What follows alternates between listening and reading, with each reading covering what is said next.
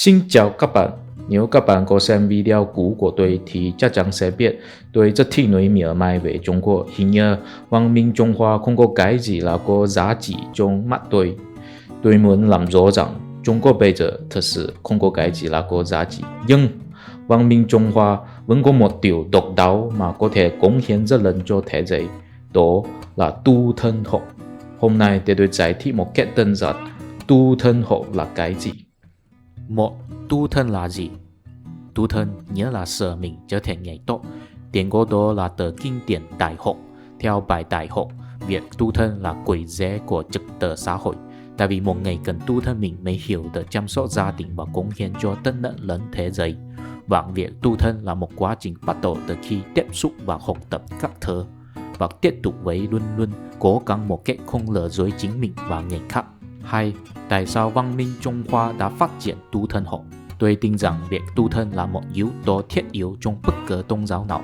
Tại vì bất cứ tôn giáo nào đều có mục đích dẫn người trở thành người tốt.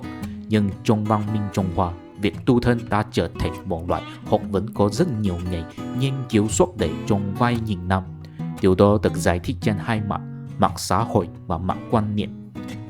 Về mặt xã hội, nghề trí thức của văn minh Trung Hoa chủ yếu là sĩ phu. Sĩ phu không chỉ là những người có thể làm quan mà còn có năng lực truyền giao trí thức kinh điển. Vì vậy, nghề sĩ phu là khác với những nghề trí thức trong văn minh khác. Tại vì nghề sĩ phu vừa có trách nhiệm làm quan và làm giáo sĩ. Nếu một người chỉ làm quan thì nghề đó thực ra không có trách nhiệm thiết yếu phải trở thành một nghề tốt. Nghề đó có thể là một quan viên rất tốt nhưng thật sự không tốt bụng. Không cần phải tu thân, miễn là ngày đó luôn tuân theo pháp luật và làm sống công việc. Chính vì sĩ phu làm quan lẫn làm giáo sĩ, cho nên cần phải trở thành một người tốt. Cần phải tu thân tại vì trách nhiệm của một giáo sĩ chính là làm mẫu mực đạo đức để dẫn người hướng thiện. Mặc dù sĩ phu có thể làm quan nhưng vẫn không bằng với quý tộc. Điều đó đã khiến sĩ phu không chỉ cảm thấy áp lực phải tu thân mà cũng rất quan tâm với nghiên cứu việc tu thân. Quý tộc là những người sinh ra thì có quyền lợi và luôn có người dân do mình thống trị suốt đời.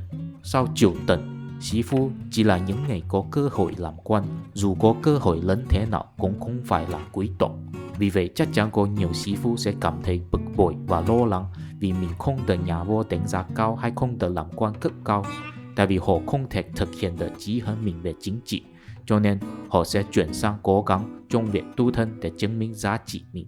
Có thể nói rằng, động lực của người sĩ phu để tu thân có một phần không nhỏ vốn là chí hướng chính trị. Điều đó tạo ra người sĩ phu đem việc tu thân như một sự nghiệp chính trị, nghĩa là không chỉ tu thân mà còn nghiên cứu việc tu thân, sau đó viết ra học vấn tu thân.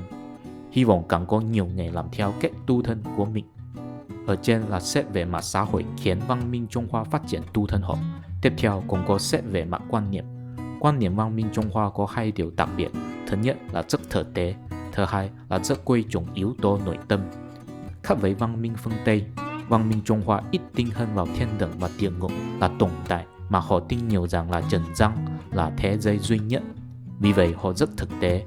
Nếu có một cái gì đó là vô dụng với họ khi họ cũng sống ở trần gian thì đối với họ điều đó hoàn toàn không có ý nghĩa. Chính là vì vậy, người Trung Hoa ngày xưa dù không theo tôn giáo nào hay không tin có thiên đường và địa ngục, họ cũng sẽ cảm thấy áp lực cần phải tu thân, tại vì họ muốn chứng minh họ là người có giá trị khi họ vẫn sống ở trần đời. Dù mình chưa trở thành một người tốt trên lý tưởng của mình, ít nhất mình đã hết sức cố gắng trước khi qua đời. Và có một điều nữa là khác với văn minh phương Tây, văn minh Trung Hoa tin rằng nhân loại có thể trở thành người tốt chỉ dựa vào bản thân mình.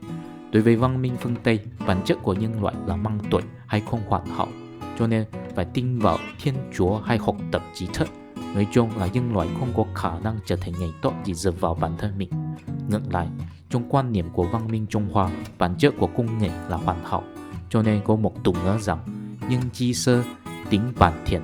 Vì vậy, đối với người Trung Hoa ngày xưa, lý do của con người không tốt chắc chắn là người đó cách xa với nội tâm vốn có của mình. Cho nên điều quan trọng nhất để trở thành người tốt là phát triển yếu tố nội tâm của mình. Có thể nói rằng, việc tu thân chính là việc phát triển yếu tố nội tâm, và tu thân học chính là học vấn để phát triển nội tâm. 3. Tu thân học trong thời kỳ hiện đại. Rất là đáng tiếc, trong thời kỳ hiện đại, những chỗ tất cho sự phát triển của tu thân học đã mất đi. Đây là vì giai cấp sĩ phu đã mất đi. Trong thời kỳ hiện đại, Trung Quốc không có những người cảm thấy trách nhiệm làm quan lẫn làm giáo sĩ nữa, cho nên không có người quan tâm tu thân học nữa. Có lẽ có người muốn hỏi rằng những người trí thức thì sao? Chẳng phải họ không muốn chuyển giao truyền thống quý báu của dân tộc? Tôi phải trả lời rằng, người trí thức trong thời kỳ hiện đại hầu hết là những người giáo viên làm việc ở trường đại học theo chế độ học thuật hiện đại. Tu thân họ thiếu tính khoa học, không tiền cho họ để phát biểu luận văn. Có lẽ có người muốn hỏi nữa, thì những giáo viên nghiên cứu tơ tẩn truyền thống Trung Hoa ở trường đại học thì sao? Chẳng phải nghiên cứu của họ không có nội dung tu thân học? Các bạn thấy đấy, tơ tẩn truyền thống Trung Hoa là viết ra bằng văn ngôn cổ điển. Nó và tiến hóa hiện đại giống như hai ngôn ngữ khác nhau. Tôi muốn tiết lộ một điều. Ở Trung Quốc, những người có thể đọc hiểu văn ngôn cổ điển không nhiều hơn 10%.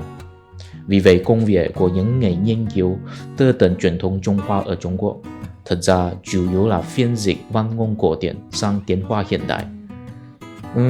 Thì có giá trị không? Tôi thấy không bằng với phiên dịch sang tiếng Anh. Tiếng Anh là rõ ràng hơn.